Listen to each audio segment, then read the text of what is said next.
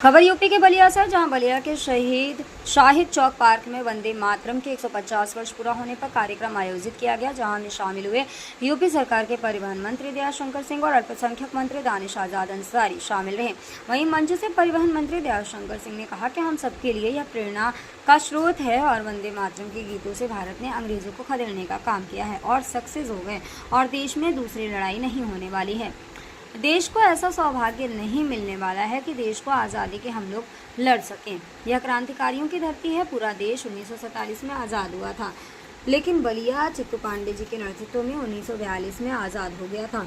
देश में नहीं बड़ी समस्या होती है बिजली की। अगर बिजली नहीं रही तो पूरा देश आज ठहर जाएगा। बिजली के माध्यम से सब कुछ चल रहा है।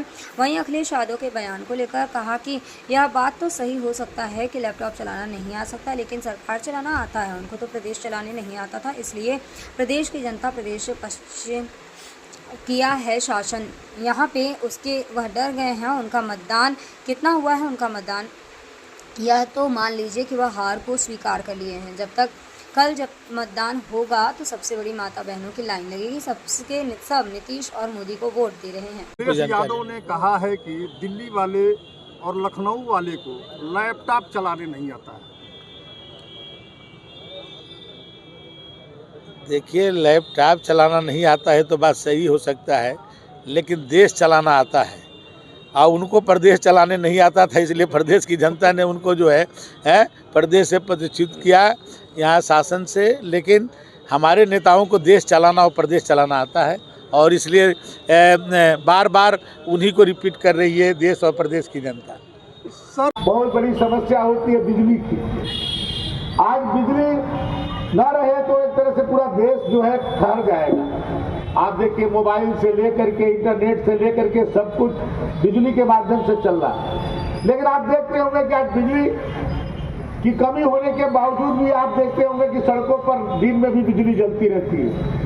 लोग घरों में से निकलते हैं, अपने एसी को बंद नहीं करते हैं, अपने कमरे के जो लाइट है उसको बंद नहीं करते हैं, वो फालतू के जलता रहता है। मान लीजिए घर से आदमी निकल गया, 8 घंटे के बाद घर पहुंचेगा, लेकिन पूरा बल्ब उस पर जलता रहता है, कभी पंखा चलता रहता है। यदि आप थोड़ा सा उसको बंद करके चलेंगे तो हो सकता है कि किसी के पढ़ने में वो बिजली काम आ जाए, किसी के इलाज में जो है ऑपरेशन थिएटर में वो बिजली काम आ जाए, वो भी एक देश के लिए बड़ा काम हो सकता है।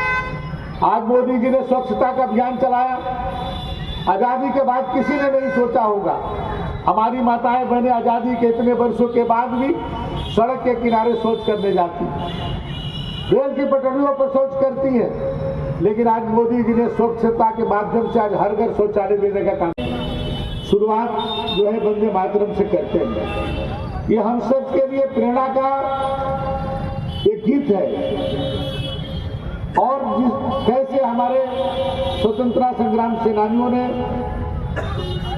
एक गीत के माध्यम से अंग्रेजों की हुकूमत को खदेड़ देने का काम किया और हम लोगों ने स्वतंत्र हो गए। इसलिए इस 150वीं इसकी जयंती है। ये एक एक जन तक इस भाव को पहुंचे, हमारी आने वाली पीढ़ी, जो हमारे यहाँ बच्चे बैठे हैं, इसको महसूस करें कि आज हम इस स्वतंत्र भारत में हैं, तो इस गीत का उसमें बहुत बड़ा योगदान है। और इससे प्रेरणा लेकर के देश के लिए हम सब भी कुछ करने के लिए संकल्प लें।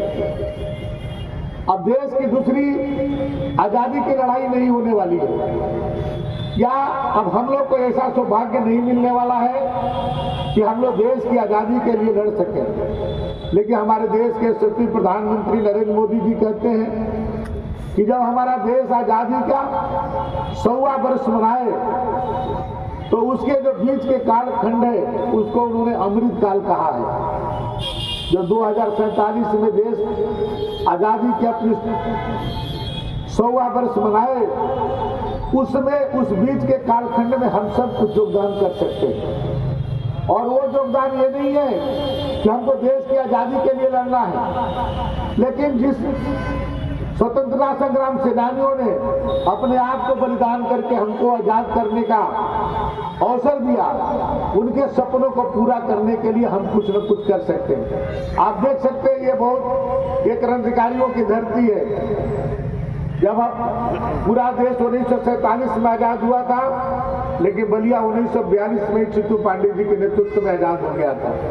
और आप ये देखें इधर से जितने हमारे ये सभी हमारे ब्लॉकों के जो हमारे स्वतंत्रता संग्राम